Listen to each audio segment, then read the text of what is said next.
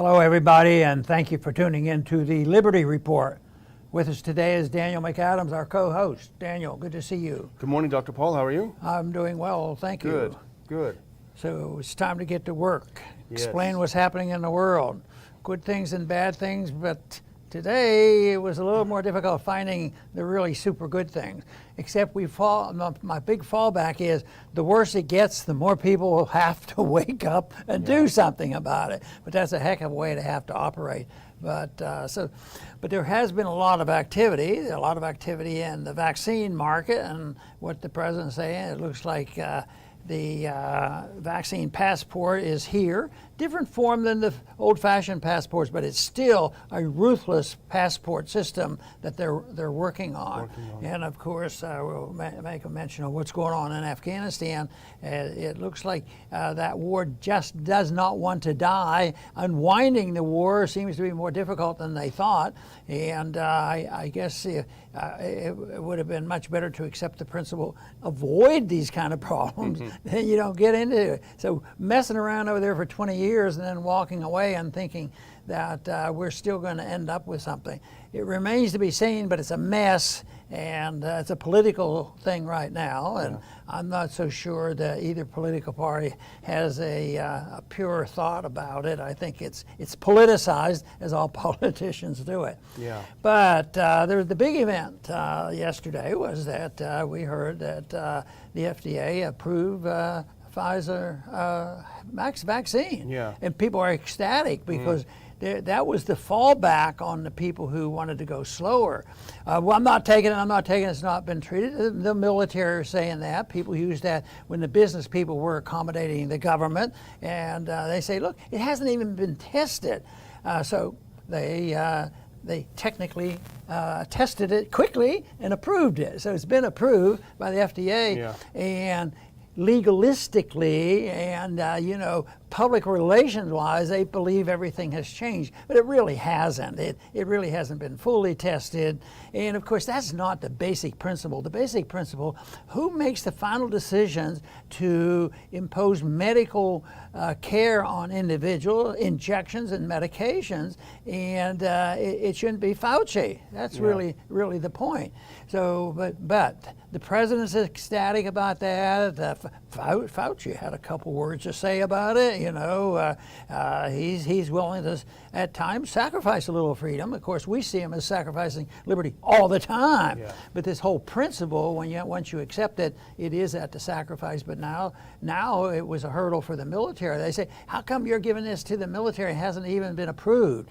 Well, the silliness of the FDA being the final approval of what goes into our bodies, it seems to me like we should wake up a few more people who in the past have called themselves pro-choice. Yeah. But when it comes to injections into our bodies, it seems like we should have a universal support for this. Conservatives and liberals and independents, anybody that cared about personal liberty should be with us on that. But there's a lot of people now using this to expand the government control of this and make more use. I think is a major step in the direction of a vaccine passport. And when I saw this yesterday, my thought was, this is the nail in the coffin of our personal liberties and in our economic liberties, because it's the enforcement of this is coming through a fascist type of system where the government, has control over the big business people because they get rewards and punishments, and the business people are going along with it. And unfortunately, we see some of the employees in some certain circumstances because of convenience. Well, this is a mess. Let's just do this, get over with this, and everybody should do it. And it's a mess. Some business people don't want to be the enforcer, but the basic problem we have, I think, is the collusion of big government and big business to enforce a law, which is a vicious form of internal passports. Yeah. Well, you're right. They still are studying it. The studies are ongoing, they say, through 2023. So how it got an okay by the FDA, well, we know why, because it's inherently political. It's a political thing. The FDA is a politicized agency. There's no question about it. And you have to wonder, as the pressure on the administration from the Afghanistan situation gets greater, whether this might be some sort of a distraction, this whole thing, because all of a sudden, Fauci, who we graciously have not heard from in a while, he's back, he's giddy. The president is doing his best to try to explain things, but of course his words aren't always there, but they're both saying the same thing. The vaccine's approved, you better get it now or else. And we actually have a couple of clips that informed us, and the first one is Fauci, and that's hence the title of our show today. I respect people's freedom, but, and who was it that said there's always a but? Yeah, there's always, Leonard Reed said that. That's right, there's always a but. So here's Fauci's but, if we can put that clip on and listen what Fauci has to say.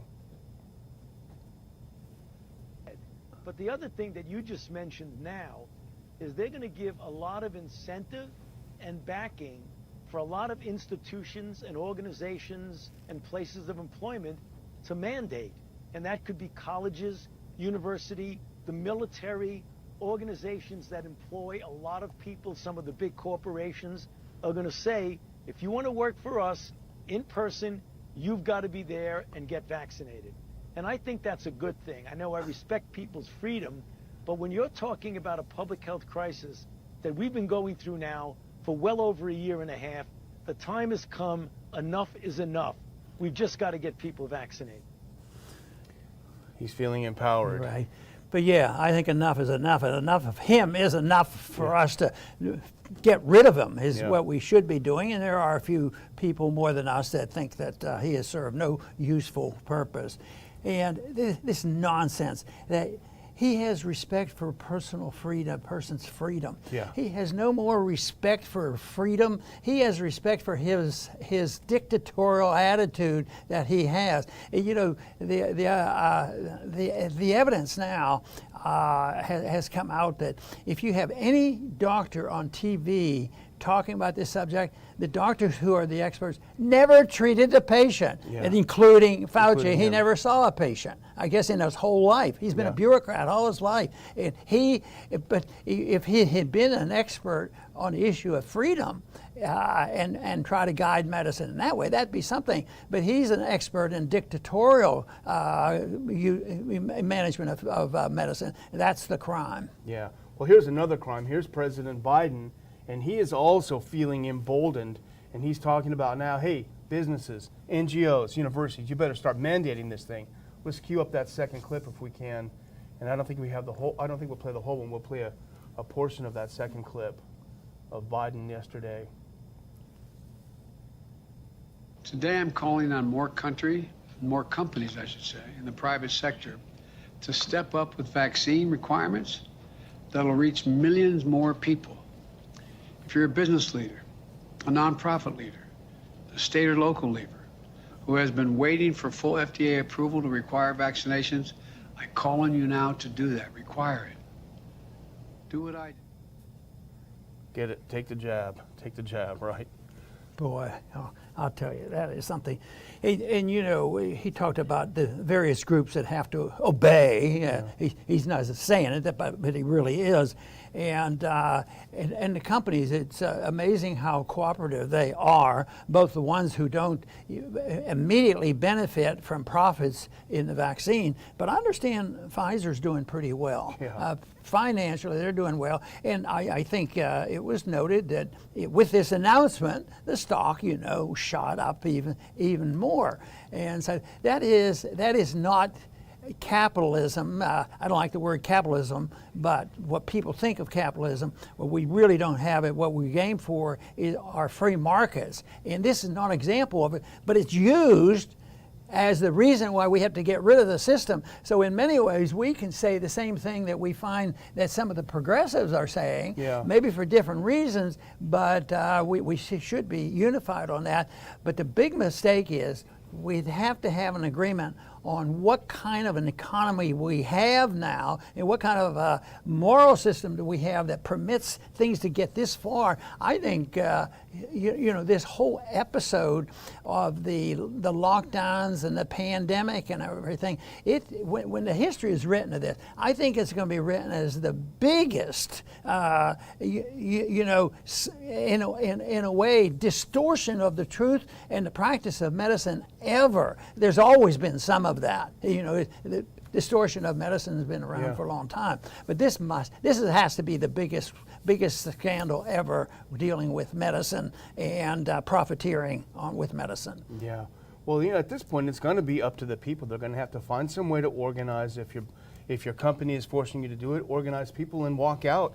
I think it's in France. The truck drivers are boycotting. I think it's in Australia too. I mean, people are doing things, and it is for your freedom, and that's the end of the day. But the other thing that's confusing, and I talk a little bit about the confusion, is that on the one hand, Fauci says, hey, this vaccine is going to defeat the virus. You got to go get it, full stop. But if we look at that first picture that I sent, this is his own CDC. Just, I think, earlier this month, Director Walensky of the CDC, if we can have that first JPEG up. This is why it's confusing. She says COVID-19 vaccines no longer prevent transmission. So how, this is, Americans are hesitant because they're confused and they don't trust anyone, because she says they don't prevent transmission, and then Fauci says you got to get it or we can't prevent transmission. So which one is right? Who's telling the truth? Or are they just all confused? They're all confused, but the only way I can just settle my nerves a little bit is they do it on purpose. Yeah. There's a strategy they have because they want to confuse people to protect those who are in charge, whether it's political or financial. The one real challenge I have, we've seen it already in this past year when they have all the rules and regulations, and we pointed out all the inconsistencies and the hypocrisy of it all. When they do this sounds like, well, we have the goods now because this has been approved and we can be more authoritarian. But I believe what will happen is what's just happened even in recent months, it continues to happen, is the smaller companies, maybe the bars and the restaurants and all, they'll never recover, and they might have more enforcement than, say, the very big companies. Just look at the very big companies that didn't have any rules and regulation. They were free to do what they wanted on the last lockdown. Why is it going to be different? If you're big and you cooperate with the government, and you will be protected with their the effort to enforce the law, and they're going to be protected financially because big companies depend a whole lot on the financial system, and they can be helped or hindered by the way things are run, from the Federal Reserve on down.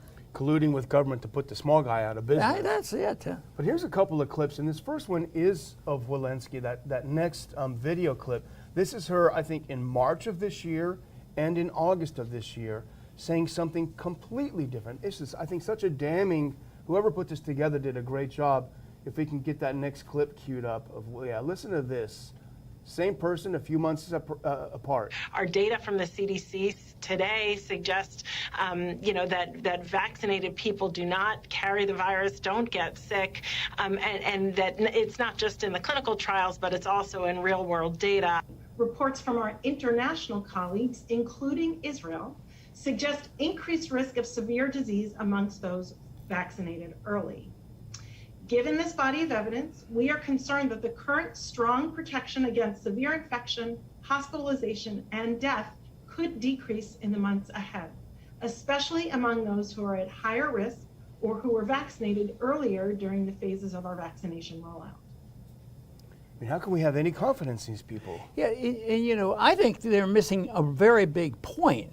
And here they have bits and pieces of being correct. At one time they change their mind and they accommodate for that. But But this is all dealing with what happens after you have the vaccine. Are you protected? Can you spread the virus? And I think there is some confusion on that. And sometimes I think people still do, because I don't think the vaccines are as good as they claim they are.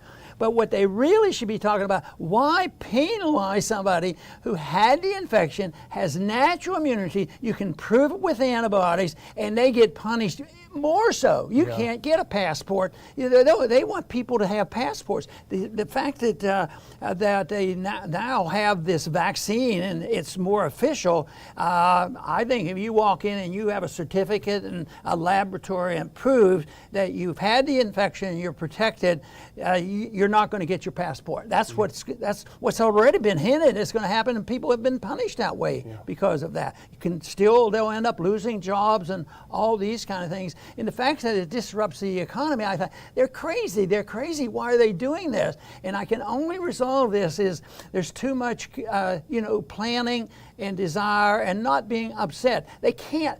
Maybe they can be, but they really can't be that stupid, to do that. And they just go on. And but people want to ban the use of the word natural immunity. Yeah. They think that's that's one of the words you're not allowed to use. It's hocus pocus. This last clip that we have, video clip, this is fascinating because you've been saying this for a long time on the show, and in fact.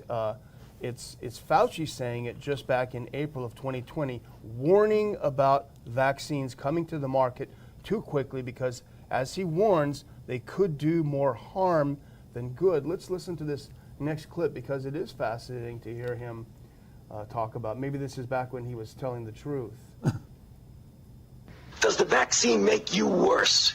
And there are diseases in which you vaccinate someone, they get infected with what you're trying to protect them with, and you actually enhance the infection. You can get a good feel for that in animal models. So that's going to be interspersed at the same time that we're testing. We're going to try and make sure we don't have enhancement. So the worst possible thing you could do is vaccinate somebody to prevent infection and actually make them worse. He's going to be sure that it doesn't happen, a little bit more regulation and monitoring. He's never seen a person to take care of, medically speaking. And he has this material. He knows there's a danger, which he doesn't believe it now. He had to get rid of that. That he's going to be able to correct this little minor problem because people end up getting the disease that they're trying to prevent, so to speak. And then he didn't mention the variants, but I think it has something to do with the variants as well. Well, this was April 2020 before there were variants. And it's sort of like he's warning this may happen. That the shot itself is a disease, and it is. Some of the vaccines are live, and people suffer a lot. That's why most people who get shots have a reaction of some sort and develop some fever. So if you're trying to use this as your vaccine passport and you go too soon, you might still have a fever from your shot, from your vaccine. Yeah, well, it's Fauci saying it, not us. Well, here's the last little clip on this before we move on, if you want, Dr. Paul. And I noticed this, very frightening if we can look at this next JPEG, because this is what they're doing. If we can get it a little bit bigger here. This is the transport industry. This is Aviation Week. Digital health credentials, which include COVID-19 testing and vaccination records, have been embraced by the airline industry as key to restarting the engine of the airline industry. What do you think could be the most exciting? So here they're selling this idea that to get on an airplane, you have to show your medical history to get on. And this is talk about restricting people's movements in a country. That's something that authoritarians do. Right. I want to read a sentence from Biden because it tells you how excited he is. And he says, if you're one of the millions of Americans who said they will not get the shot until it has full and final approval of the FDA, it has now happened. The president said on Monday, the moment you've been waiting for is here. I would say the moment we have been dreading is here, because this is putting the vaccine passport right out there. They're going to have a much more powerful tool, and there's so much confusion going on, and it looks like the variant that they've already dealt with, it's going to be much, much worse. It's coming, and it'll be here in the fall. But now we have the vaccine pass. They're more interested in the vaccine passport than in treating diseases. That's where the problem. Vaccine passports satisfy the bureaucrats and the pharmaceutical companies. Yeah, and as you said, this is the red line. If they get away with the vaccine passports, it's all over for us. And it makes me wonder about Abbott, because Abbott's executive order was only valid while it was emergency use. So he's going to have to step up to the plate now, and let's hope the people challenging him really light a fire under him to step up to the plate and protect Texans at least. Yeah, I think it will be an issue, and at least the governor right now, if you're looking at it carefully, you can see he's been on two sides of the issue, sort of like some of the people we're criticizing all the time. Yeah. Well, should we move to Afghanistan just for a little bit, because we know it's chaotic right now. The latest news, and we can put up this next clip, is that the U.S., this must be pretty serious, the U.S. exfiltrated the CIA chief into the middle of Kabul, if we have that next clip, to meet with the Taliban, presumably to beg to extend the deadline, because the Taliban said, the new leaders in Afghanistan said, if you don't get out by the 31st, the deal is off. We're going to start shooting at you again. And so they sent the CIA head over to try to say, hey, come on, guys, give us a break. Come on, man. And then the next clip is, here's the Taliban's response. The Taliban will not extend the deadline, and Afghans are not allowed to go to the Kabul airport. So it was a failed mission. The U.S. is now scrambling to get people out before the 31st. No one knows what will happen, because they say we probably can't do it. We can't finish it by the 31st. We're dealing with people that are a long way off from being angels, but our government is not angelic either, And the big question is why are we there? Yeah. And nobody really asked that question seriously, because we're there because it's a patriotic duty to be there. And but the question of why we go in the first place, now on leaving, people, it's real easy to demagogue this issue, and it's dangerous for us to even bring up an objective point about the Taliban or the enemy. It's because, they have to be the arch enemy and 100% responsible for the mess that we're in. And they have, I guess it was Trump, they had a deal, and they said that the Taliban said they'd quit shooting at Americans if you quit shooting at us. Yeah, and get out. And it was over a year. Yeah. We didn't have one American shot at. Yeah. And I thought, well, if you can do that and we're still in their country, we would never tolerate the Chinese in here and say, well, we want you to leave, but we're not going to shoot you, but please leave, and stuff like that. But they at least did not do that. But all of a sudden now, there's a change in the deadline. And I think there are a lot of different ways, and Colonel McGregor had some other options. There was a method of getting our people out of there in a more practical manner, but that didn't happen because Biden's in charge right now. So and it looks like, from their viewpoint, the enemy's viewpoint, we're breaking the deal. We broke a huge deal by going in with the American people. How did we get involved with this war that was to take over that whole country without a declaration of war? That's the big deal that was broken. And I think that how many Afghanis, I can't state the number right now, but I wonder how many Afghanis have been killed in the last 20 years. Yeah. Nobody brings that number up, but at the same time, I'll tell you, this is a mess, and now this deadline once is the Taliban says, look, don't pull this baloney on us. You said you'd be out, and you're not getting out, but should you say, well, it's all Biden's fault? Why didn't you get him out? Your strategic plan didn't work. But I think right now the biggest mistake is that we have assumed the moral and legal responsibility for getting out any Afghani who says we like America. Yeah, yeah. Yeah, that's all they need to say, and they'll get treated pretty well. At the same time, I think the statistics shows that there's some Afghanis getting out before the Americans are getting out. Yeah, that's a big deal. But you know, Biden inherited the deal that Trump made. Okay, like it or not, that was the deal. But in usual fashion, the demonization of everything Trump touched, instead of saying this is our deal, let's make it work, he decided, well, I'm going to make my own deal, a different deal. And they didn't do anything that worked, and that's why we have this mess, and it's all political. So the demonization of Trump has a lot to do with it. But you talk about we're not getting our people out and we won't get them out in time, and that seems to be what everyone is saying. And in fact, there's a reason why. Let's look at this next clip. This is fascinating. This is a leaked State Department document.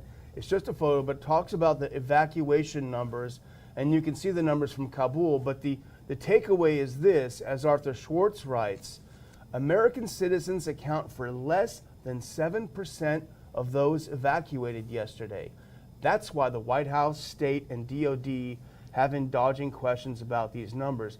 The reason, Dr. Paul, that we're not going to get all the Americans out in time is that we're not getting the Americans out. We're getting anyone out who shows up. And you might say, yes, we feel bad for the Afghan people, and that is a fact, that is the case, and they should never have to deal with the mess we made. But if you're only taking 7% out in each plane load, there's a problem. You know, this brings up a broader question that's been around a long time. Because once they're in there, you can't say, forget about them, they shouldn't have done that sort of thing. The government acted wrongly and the people shouldn't have wanted to go. But the big question is, under more ordinary circumstances, if you decide to go off to some country that could be dangerous, should the Army follow you and protect you in your business? Yeah. And that's what happens. They go and they start the business. Not only that, is we have this overseas private investment corporation. We guarantee that if the company's taken over by the hoodlums in the country that these business people go to, that we'll bail them out. Yeah. And the thing of it is, I think there should be, we should have a national defense, but I don't think the national defense, follows every American no matter where they go. I think you can have diplomacy and talk about how to help people when they get into a problem. But the whole idea, especially once again, it's the big corporations that have been able to manipulate this, and the military follows them, the companies when they go overseas to actually have that insurance. I imagine there aren't a whole lot of people that know that these companies are insured by the taxpayer if they get because do you think all the Americans that are over there right now are sightseeing? Yeah. Or do you think they were hoping and everybody would hope for a good result, but they were hoping, they'd set up a business or they get in business already. But if they go broke, the taxpayer is going to bail them out. So that could be changed rather easily, but it would be the people would probably go along with what I'm talking about, but the deep state would not. There's no way they're going to accept that. No, that's a great point, Dr. Paul, and that suggests the whole thing really is a manufactured crisis. If they had to take on all the risk of doing business over there in Afghanistan, they might think twice, or they might at least have that's right. Have some options. But I'm going to get ready to close if you're ready, because I want to make an announcement. I have some other clips, but I wanted to make an important announcement, and we're getting it late in time.